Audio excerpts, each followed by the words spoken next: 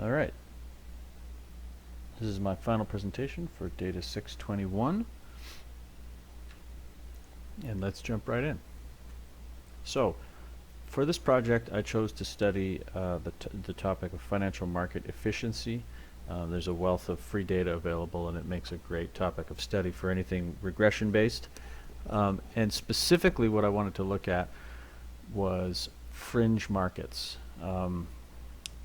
The markets are generally acknowledged to be efficient. It's hard to make profits or excess profits trading in financial markets. And there's lots of data supporting this. However, little work has been done on what we call fringe markets. These are less mainstream, generally really small markets that professionals stay away from. So the research question, or the hypothesis, was that these markets exhibit less efficiency, and the research question is, can we demonstrate inefficiency in these fringe markets using the price return as the target variable and internally derived variables as predictors, so derivations from the price return, things like moving averages or rolling returns.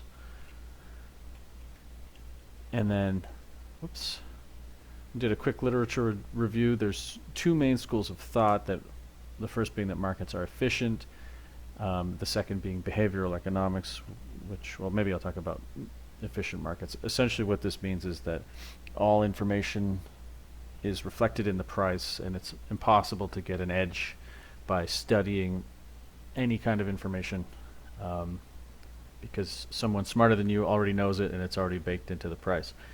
Behavioral economics says that humans are not rational and that we make cognitive errors and that markets aren't efficient for this reason. And surprisingly, these are more or less diametrically opposed, but they seem to be able to coexist in the literature because there's strong evidence for both of them depending on the cases. There's lots of evidence to suggest that markets are on average efficient. There's also lots of evidence to suggest that under specific circumstances the biases are exhibited by economic actors and participants, and that the efficiency cannot be 100% in those cases. And so what I'm looking to investigate here is, are less liquid markets one of those cases where these biases are more pervasive? In terms of methodology and data, so I looked at data for the TSX Venture Exchange, which is a small exchange in Canada. It's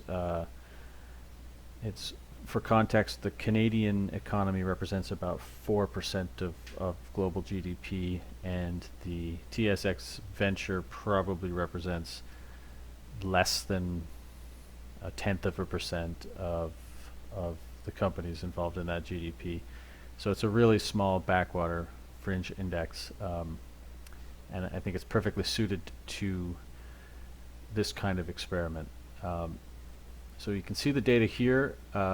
These blocks are related to, I split the data into 12 sample windows, and we run our regression models independently on each of these samples, just because, as you can see, there's a lot of variability in how the price performs through time, so we want to capture that. We want, for example, if we trained our model on only this period, and then our outsample period looked only like this, we might have an incredibly bad fit. But if we validate that our model trained here, works here, trained here, works here, trained here, works here, and so on, then the likelihood that we have a more robust model is higher. And I'm borrowing a little bit from the world of machine learning here, although I'm doing it all manually. There's nothing too smart going on. Just in terms of simplicity and being able to follow and understand what's going on here. But that's the way that the testing was conducted. And so using this data, this is the target variable. We created various predictor variables. Some of them are really simple, like a flag for day of the week. Some of them are just lagged returns, rolling returns, normalized returns, and so on. They're all in the paper for those that are interested. And then I reserved 25% of the data for outsample so that we can validate the model that we've created. In terms of in-sample results, I was quite surprised. So this is the R squared of the model run entirely in sample on each one of these. So this would be block 1 and this would be block 12. And you can see that the R squared is, in financial terms at least, quite high. Something like 0.05 is generally a good sign in the world of financial prediction. So these are quite high, which is in line with the hypothesis that these less efficient markets maybe have more information available in them. I'll discuss why I think that is in the discussion section of the presentation. But and then here we look at the RMSE, and it's the RMSE for the previous model. So model 1, you'll notice, has no RMSE here, and then this is the RMSE for model 1 run on block 2, and so on. And you can see, for example, as I discussed previously, we have some reasonably large, like this one in particular, large errors here. And it has to do with the fact that this one corresponds with block 6, which happens to be this block here.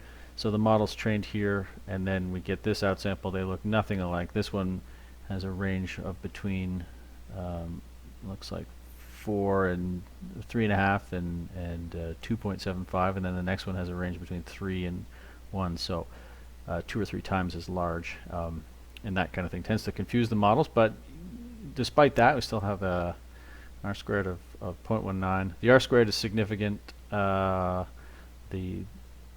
p-value is approximately zero at 95% confidence, but the quality of the prediction, given the variability of the time series itself, is poor sometimes. The error is quite high, and I've been thinking about, after having finished, ways to combat this, and my hunch is that better normalization of the input data is probably what's warranted. If there would be a way to detrend each of these blocks individually, potentially, that might be a better solution, and might help eliminate some of this error here. Regardless, though, we still have a reasonably, I think these numbers are high enough that the prediction component, although it will be noisy, is going to be quite effective. And then we see that confirmed in the outsample, where we see a 65% accuracy in predicting the sign of market returns. The results are significant at 95% confidence, and it seems to work actually slightly better in sample than it did outsample. Once again, you sort of get the luck of the draw when picking periods. Outsample's not shown here, but it's there's an element of randomness to that. So I don't expect we'll see this level of accuracy in all periods. In terms of what's going on here, we see a clear predictive relationship, and we see that this is totally in line with the specified hypothesis that less efficient markets are maybe contain a little bit more, or less mainstream markets, more fringe or more peripheral markets, maybe contain a little bit more information in them than major markets like the S&P 500, and that there's more predictability there, and that seems to be confirmed here. The caveat is that these particular results may not be practically implementable, which may be the reason why they in fact exist in the first place. This the market index, or the data that was used, is for like I mentioned, a very small Canadian stock market, in which it's very difficult to transact, and no serious investor would probably be able to implement a model such as this without moving prices dramatically against them, and thus eliminating any effect that this model might provide to them. So that's sort of one of the main questions here is are the results in fact implementable? And if I had to guess, I would say that they look so promising that there probably is no way that they would work in practice. And in conclusion, the results were quite good, probably not practically implementable, and several questions remain for future looks at this work.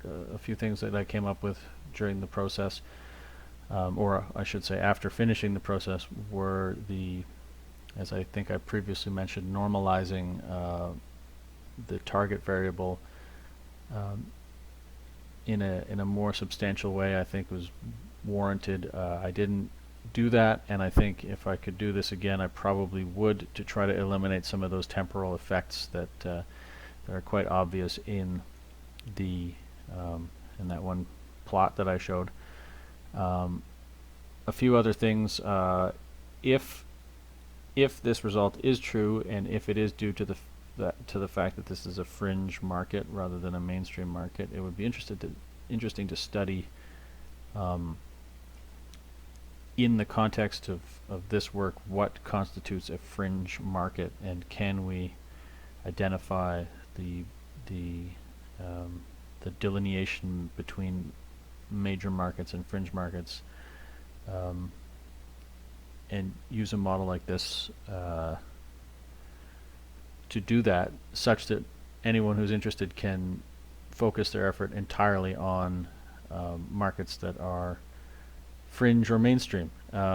And if the objective is to study market efficiency and its boundaries, something like that might be incredibly useful to provide opposing cases and insight into where the tenets of efficient markets hold true and where they cease to function because markets are too small or not mainstream enough. So yeah, that's what I did, and that's my summary of it. Hopefully you enjoyed it.